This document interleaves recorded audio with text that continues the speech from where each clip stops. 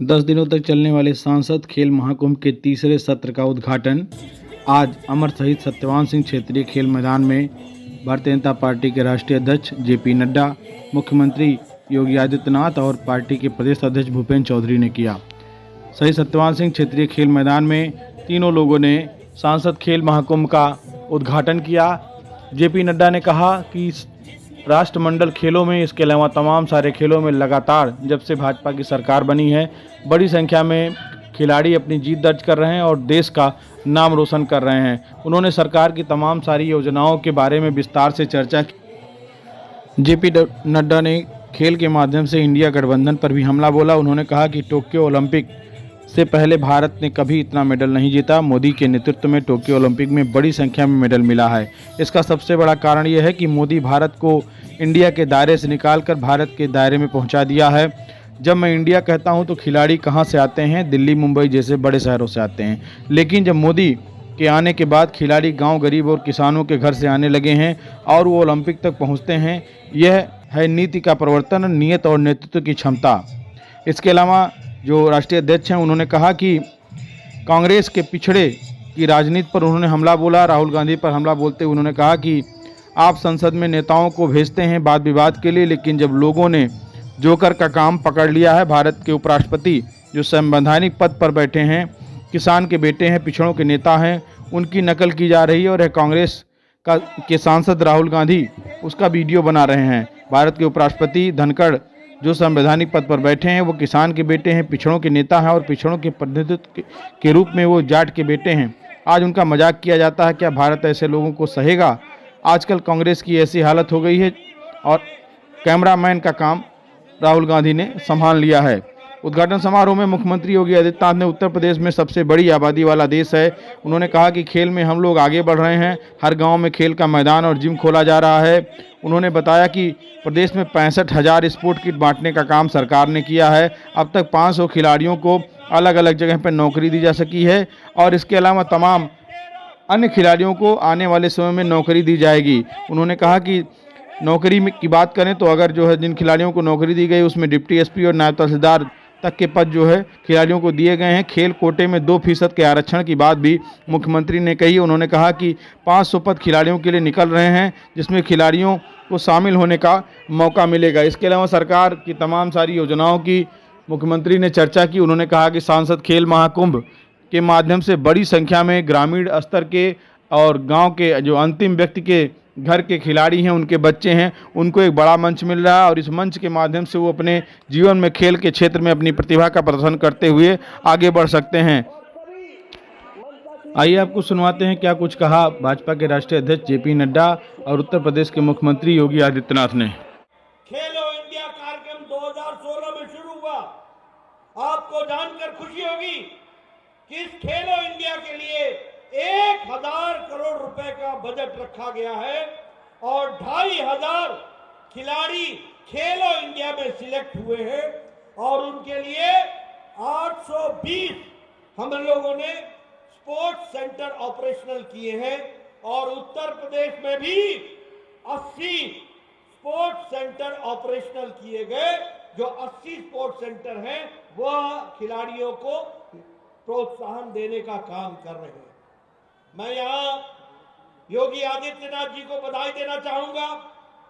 हमारे खेल मंत्री हैं बैठे हुए, मैं उनको बधाई देना चाहूंगा कि आप लोगों ने तय किया है कि हर पंचायत स्तर पर, गांव स्तर पर खेल का मैदान होगा और ओपन जिम होगा और अब इंडिया का बच्चा नहीं जाएगा, भारत का बच्चा जाएगा, भारत के गांव का बच्चा जाएगा। ये व्यवस्था की गई है ताकि हम अच्छी से अच्छी कंपटीशन में अपना योगदान कर सकें। आपको बस्ती का मेडिकल कॉलेज दिखता है कि नहीं दिखता है? आपको देवरिया का मेडिकल कॉलेज दिखता है कि नहीं दिखता है? आपको सिद्धार्थनगर का मेडिकल कॉलेज दिखता है कि नहीं दिखता है?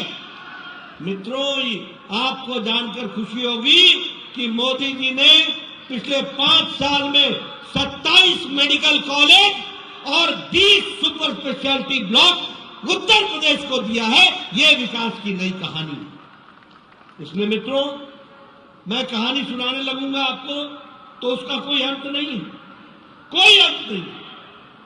आप बताइए, 138% भारत की दवाई का एक्सपोर्ट बढ़ गया, 138%। दुनिया की डिस्पेंसरी भारत बन गई है।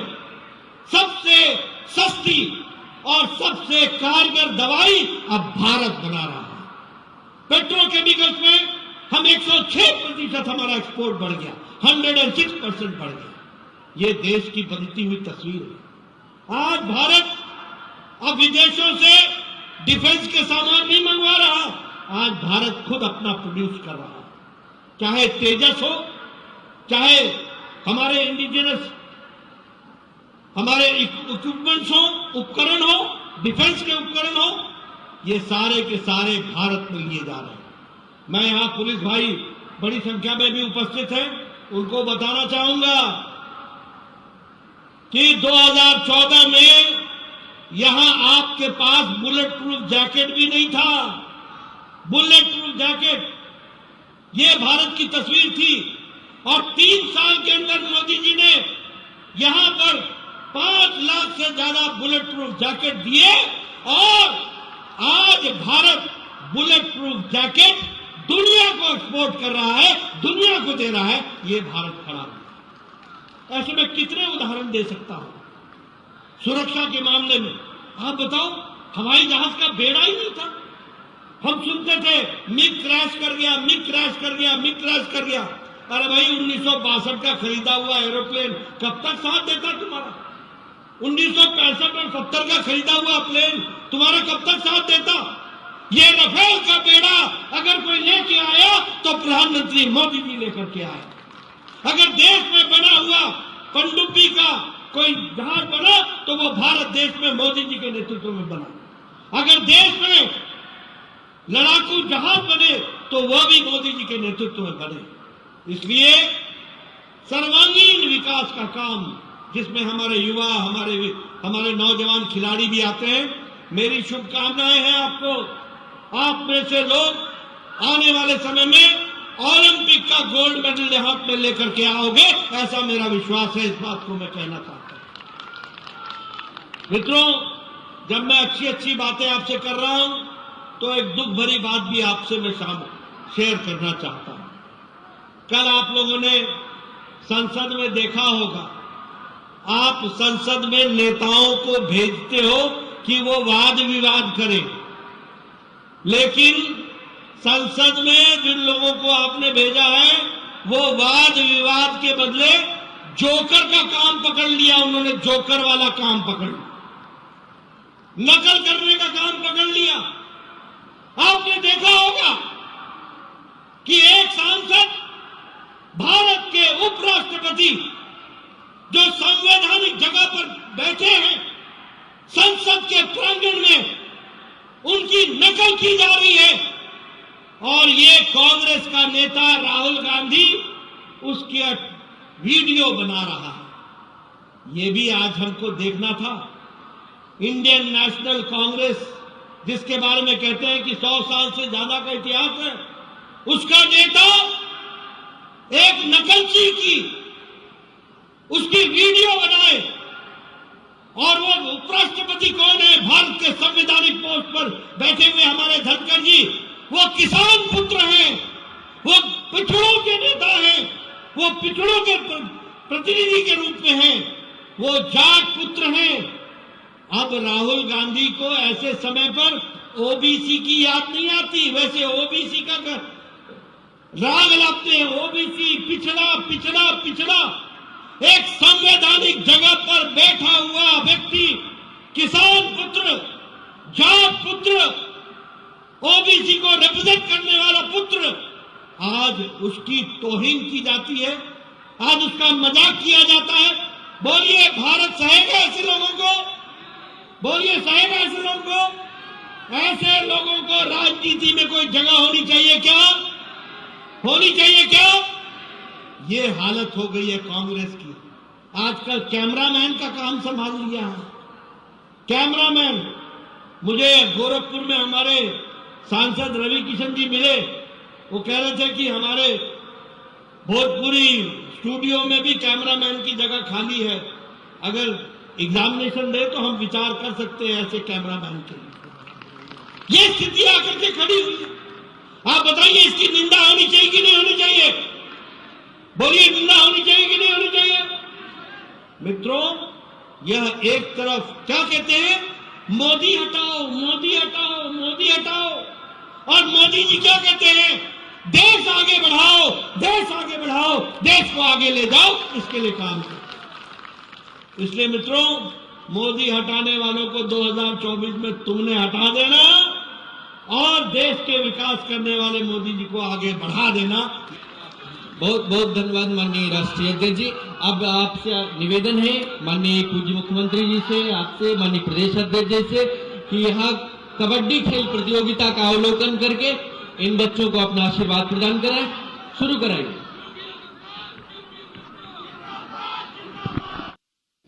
बीजेपी के राष्ट्रीय अध्यक्ष जेपी नड्डा, मुख्यमंत्री योगी आदित्यनाथ और इसके अलावा भूपेन्द्र चौधरी और हरीश द्विवेदी जो इस सांसद खेल महाकुंभ के आयोजक हैं, वो खिलाड़ियों से और जो सांस्कृतिक कार्यक्रम में जिन छात्राओं ने प्रतिभाग किया था उनसे मुलाकात करते हुए उन्हें आशीर्वाद देते हुए, और इस पूरे जो सांसद खेल महाकुंभ का जो तीसरा सीजन है उसमें जो हरीश द्विवेदी के द्वारा जानकारी दी गई, कुल 4.5 लाख खिलाड़ी इसमें अलग अलग प्रतियोगिताओं में उसमें प्रतिभाग कर रहे हैं। और पिछले 2 वर्षों में जिस तरीके से बड़ी संख्या में, लाखों की संख्या में खिलाड़ियों ने इसमें प्रतिभाग किया, उसमें से तमाम सारे खिलाड़ियों को बड़े मंचों पर बड़े खेलों में खेलकर आगे बढ़ने का अवसर मिला है। आपको सीधी तस्वीरें हम दिखा रहे हैं। देखिए, मुख्यमंत्री योगी आदित्यनाथ उनके साथ जो है जो जेपी नड्डा हैं, राष्ट्रीय अध्यक्ष हैं पार्टी के, वो जो तमाम सारे प्रशिक्षक वहाँ पर मौजूद हैं उनसे मुलाकात करते हुए, उसके बाद जो खिलाड़ियों से भी वो मुलाकात करते हुए आपको सीधी तस्वीरों में देख सकते हैं। क्योंकि जिस तरीके से आज उद्घाटन किया गया उसमें पहले दिन जो कबड्डी का मुकाबला था वो खेला गया, इसके अलावा निबंध प्रतियोगिता की गई, और इस सांसद खेल महाकुंभ में जिस तरीके से पार्टी के राष्ट्रीय अध्यक्ष ने आगामी 2024 के लोकसभा चुनाव के मद्देनज़र भी जो विकास की तमाम सारी योजनाएं हैं, विकास की जो तमाम सारे कार्य सरकार के द्वारा किए गए वो इन सांसद खेल महाकुंभ के माध्यम से लोगों से रूबरू हुए, उन पर चर्चा की गई और 2024 के लिए उन्होंने जनता से और तमाम सारे लोगों से आशीर्वाद मांगा और एक बार फिर जो नरेंद्र मोदी की अगुवाई में भारतीय जनता पार्टी की सरकार बनाने की बात कही। उत्तर प्रदेश सरकार ने अब तक 500 खिलाड़ियों को सरकारी नौकरी दी है, जिसमें डिप्टी एसपी का पद भी दिया गया है, नायब तहसीलदार का भी पद दिया गया है, और साथ साथ पुलिस में भर्ती की अलग अलग श्रेणी में भी भर्ती की प्रक्रिया को उसको आगे बढ़ाया गया है। और भाइयों बहनों, मैं आज फिर आपको कह रहा हूं, 500 नए पद हमारे निकल रहे हैं खिलाड़ियों के लिए। खेल कोटे के अंतर्गत 2% आरक्षण की व्यवस्था हम लोगों ने कर दी है इसमें खिलाड़ियों के लिए, चाहे वह ओलंपिक हो, एशियन गेम्स हो, कॉमनवेल्थ हो, विश्व चैंपियनशिप हो, नेशनल गेम्स हो। जो खिलाड़ी मेडल प्राप्त करेगा उसको सरकार सरकारी नौकरी देने की व्यवस्था भी करेगी और आजीवन उसके भरण पोषण के लिए सपोर्ट भी करेगी।